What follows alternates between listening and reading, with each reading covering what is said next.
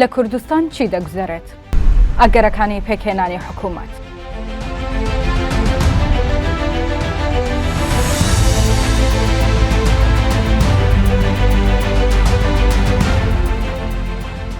دوای ساڵێک و 7 مانگ لە ئەنجامدانی هەڵبژاردننی پەرلەمانی کوردستان و بە بنبەستگەیشتنی دانوستانەکان لە نێوان یەکێتی و پارتی دوجار بژاردەی کۆتایی ئەگەری جوڵاندنی هەیە.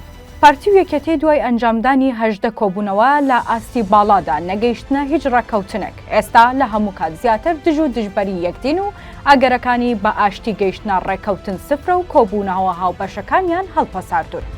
پارتی دیموکراتی کوردستان کە خاوەنی 42 کورسی پەرلەمانیە و ڕاستپێندراوە بۆ پێکهێنانی کابینەی دەیەم هاوپەیمانە کۆنەکەی تۆمەتبار دەکات بە دروستکردنی گرفت لە پێناو ئەجێندایەکی دەرەکی و ئامانجێکی کورتی ئینتیخابی.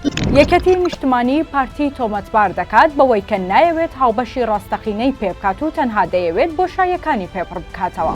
هێزەکانی دەرەوەی یەکێتی و پارتی یاخود ئەوانەی لە کاتی هەڵمەتەکانی هەڵبژاردن ناویان لە خۆیان نابوو هێزی ئۆپۆزیسیۆن و ناڕازی، ئەوانیش هەروە تەماشاکارن و لە ترسی هەردوو هێزە دەسەڵاتدارەکە ناتوان و ناوێرن بە یەکلادا خۆیان یەکلایی بکەنەوە و کۆتایی بەو گرفتە قورسە بهێن و کوردستان ڕزگار بکەن لەو تەنگەشە ئیداریەی تێکەوتووە. لە 3 مانگی ڕابردوودا پارتی دیموکرات سێجار داوای دانووسانی فەرمی و یەکلاکەرەوەی لە یەکێتی نیشتمانی کوردستان کردووە، بەڵام یەکێتی بە بیانووی جیاواز نەهاتۆتە سەرمێزی دانووسان و دوایەمین جاریش پەیامی یەکێتی و سەرۆکەکەی هەڕەشە بوو کە لە میدیای فەرمی و زمان حاڵەوە گوتی ئامادەین تاڕوخان و لە ناوبردنی کیانی هەرێم ئەگەر پشتی خۆمان پێنەدرێت. لەو ماوەیەدا هەردوو هێزە دەسەڵاتدارەکە باوردی سەرقاڵی پلانی کڕینەوەی پەرلەمانتارانی فراکسیۆنەکانی تر بوون و باوردی بەدوای ئەو پەرلەمانتارانەوە بوون کە ڕۆژانێک خەونیان بەو کورسی پەرلەمانەوە دەبینی، هەر یەکەیان و خەونێکی هەیە.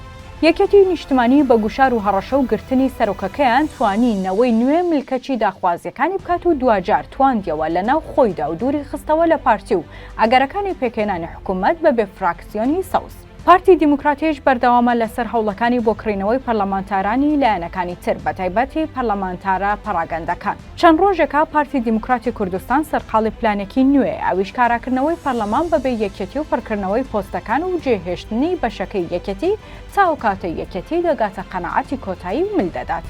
هەر بۆیە هەفتەی پێشوو نوێنەری یاسایی حیزبەکە داوای لە ئەنجومەنی شۆڕایی هەرێم کردووە کە وەڵامیان بدەنەوە کە ئایا 50 کۆیەک دەکاتە چەند پەرلەمانتار. کە لە ئێستادا سەرجەم پەرلەمانتاران سوێندی یاساییان نەخواردووە و پێدەچێت پارتی و کورسە کردراوەکانی بگەنە ئیسابی یاسایی. وەڵامەکەی ئەنجومەنی شورا بریتی بووە لەوەی کە نیوەی کۆیەکی ئێستا بریتە لە 49 پەرلەمانتار لەبەر ئەوەی 2 پەرلەمانتاری کۆمەڵی دادگەری و لاهوری شێخجەنگی سوێندی یاساییان نەخواردوە و بە 49 پەرلەمانتار دانیشتنەکە مافی یاسایی بوون وەردەگرێت.